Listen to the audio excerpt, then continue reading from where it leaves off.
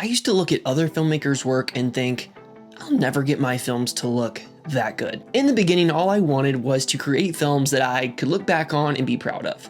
To skip the struggle, skip the line of learning, to jump right to making my films feel like a movie and less like a highlight reel. But comparison, overwhelm, obsessing over the gear, the trends, and the shortcuts all kept me stuck and second guessing myself. And everything shifted when I stopped trying to impress and I started focusing on how to frame my shots instead of worrying about which camera I should buy. And these 7 simple shots were the bridge that took my films from forgettable to cinematic. And I want to share them with you guys today. But before we dive into that, what's up everybody? Jared with an I here. Welcome back to the channel. This channel is pretty much everything I wish I knew before filming weddings. So if you're interested in that, if you're into that sort of thing, it would mean so much if you consider liking and subscribing. Now I remember when I first got started, all I wanted to know was, what camera is that filmmaker using? What lens is that filmmaker using? Because that's probably what's creating this feeling. That look, that specific mood that I'm going for. And yes, while all the tools and all the things are a small piece to the full equation, it really ultimately wasn't what I should be focusing on in the beginning. Because it's not really about which camera, it's just about how they're using their camera, how they're composing their shots, what the lighting looks like. There's so many different nuances to the art of filmmaking, and you can't boil it all down to one camera. So the first shot that can take an ordinary moment and turn it into something full of feeling and romance is the overhead top-down shot. From above, you can frame the couple beautifully and show all the little details around them. And the easiest way to achieve this shot is to use a drone or to stand over top of your couple and use a wide angle lens, like a 24mm. 35 might be a little too close for this position since you're a little closer to the couple.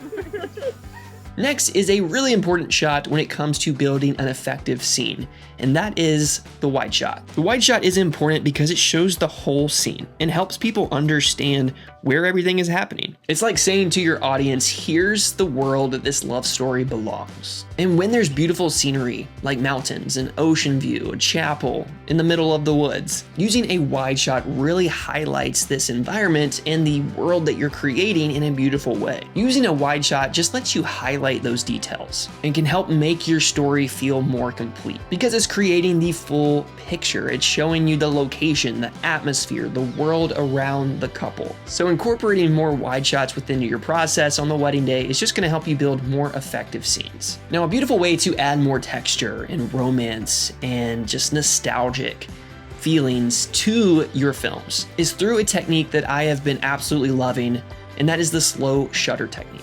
By lowering your shutter speed to 1/15, cranking your aperture up, you let motion blur into your shots. And you can have the couple being playful together. You can use this technique for the guests dancing during the reception. Get creative and use this technique however you see fit, because this little bit of blur adds so much texture and creates this dreamy feeling to your film. It's almost like you're watching a memory play out in front of you. And when used thoughtfully and intentionally on the wedding day, this simple technique can turn any moment into something truly magical. One way to just make any frame, whether you don't have a pretty background or you're filming in a place that's just a little boring. One way to add interest and depth to your image is to use the technique that I have used my entire career, and that is frame blocking. Frame blocking or defocus foreground are simple tricks to add depth and make your shots feel richer. This means placing objects, doorways, flowers, or curtains around the edges of your shot to create a natural frame around your subject. This is going to guide the viewer's eyes right to your subject and make the moment feel more intimate, almost like you're peeking in from a different dimension like in Interstellar. And adding something soft or blurry to your frame just creates this texture and layer that just makes your frame feel more three-dimensional and is a great way to make any boring location or environment a little bit more appealing. And another great way just to elevate the experience for your couple starts in how you deliver your wedding films. It's the first time viewing experience that your couples are gonna sit down and watch this film. How they view it matters just as much as how you create it. And that's through the place that truly helps elevate your couple's first time viewing experience. And that's VidFlow. Whether it's through custom branding, elevated design, the Netflix style viewing experience, VidFlow does it all. And they aren't just for videographers anymore, they're also for photographers. So if you're looking for a way to deliver your video and your photos to your couples in a beautiful, thoughtful way, VidFlow has what you need. And right now, they are kind enough to offer you guys 20% off when you sign up for an annual subscription. So if you want to learn more about VidFlow, I will have a link down below so that you can check them out and see if it's right for you. I've been using them for a while now for how I deliver my wedding films, and my couples absolutely love it. Next is the static shot. Now, I love the static shot for a lot of different reasons, but the biggest one is just because it's so simplistic and holds a lot of value when done right, and when you have something worthy of just keeping that camera still.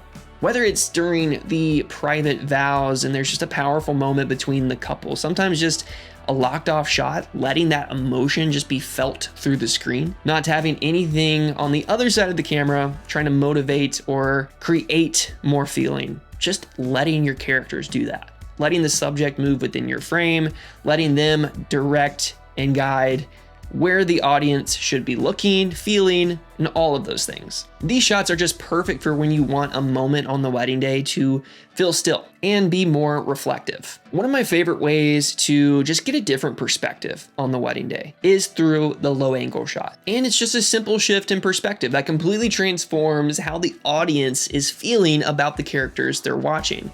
It gives them a sense of empowerment, makes the couple feel more like icons, and is also a strategic positioning tip. When you're navigating the wedding day with a photographer, you both need that center aisle, you both are on limited time, and you both need the same moment at the same time. Usually I will just drop down below the photographer so she can get what she needs, I can get what I need, and we keep moving forward. We're not wasting any time, and everything's just progressing as it needs to. And the last, and probably the most adventurous and romantic shot that I've been incorporating more and more into my wedding films is the running shot.